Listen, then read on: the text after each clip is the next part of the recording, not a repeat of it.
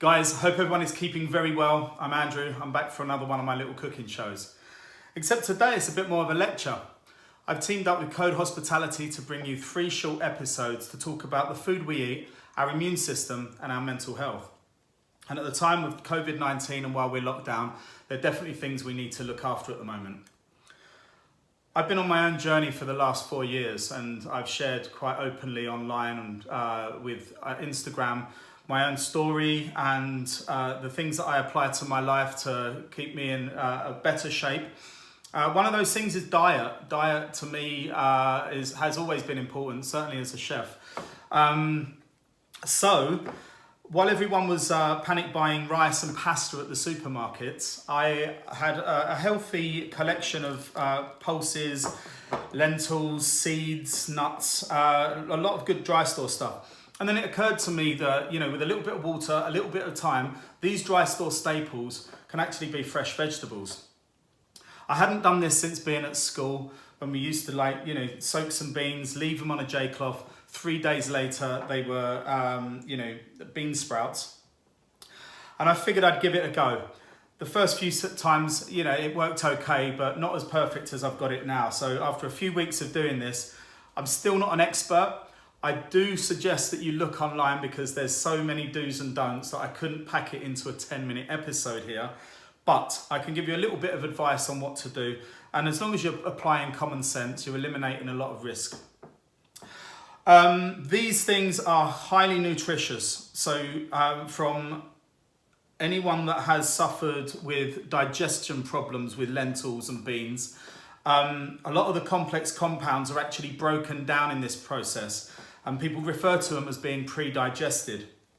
At the same time, they grow with fiber, amino acids, proteins, and B and C vitamins go through the roof. And in some cases, particularly with certain B vitamins, over 500% more.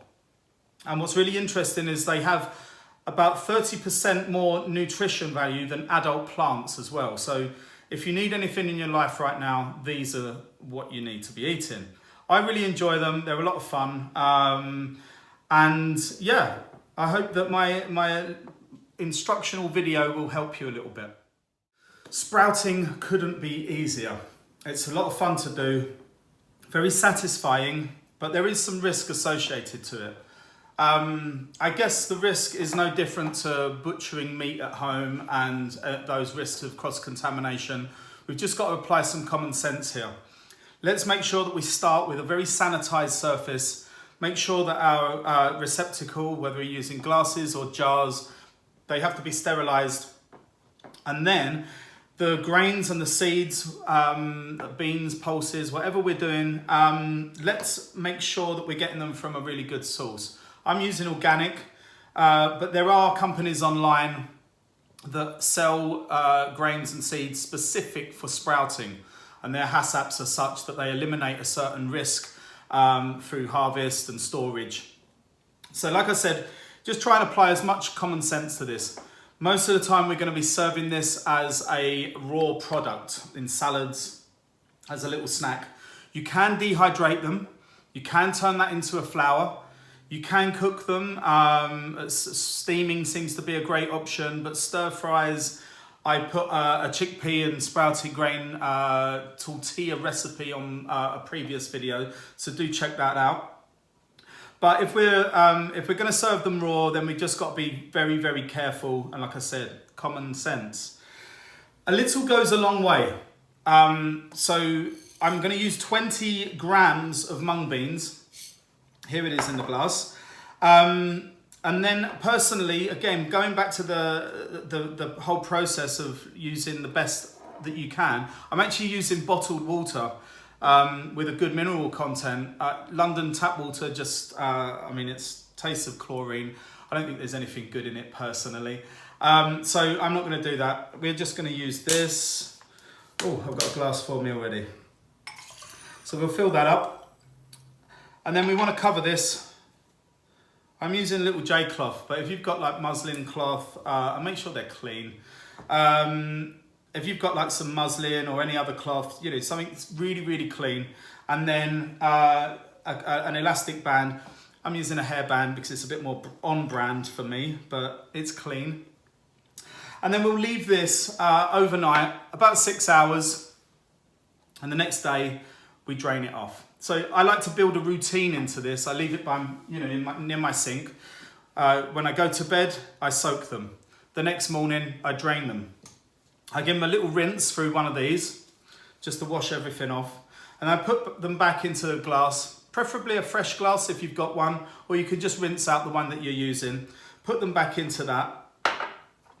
And they need to be moist, but they should definitely not have any water in them. They should definitely not be sitting in anything that's just going to rot them. They're not going to be good. We're going to check on these twice a day. I've been doing once a day, but I've been reading a bit more about the success of people doing it twice a day. They seem to grow a little bit more evenly and quicker. So let's go with twice.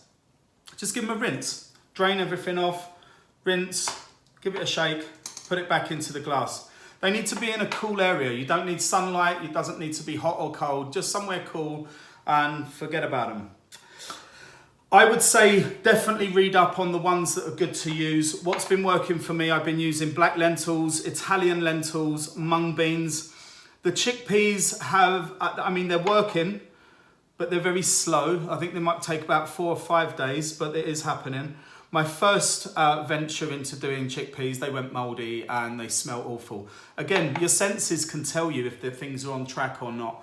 If they're starting to go sickly sweet, yeah, bin them off. If they're going slimy, bin them off.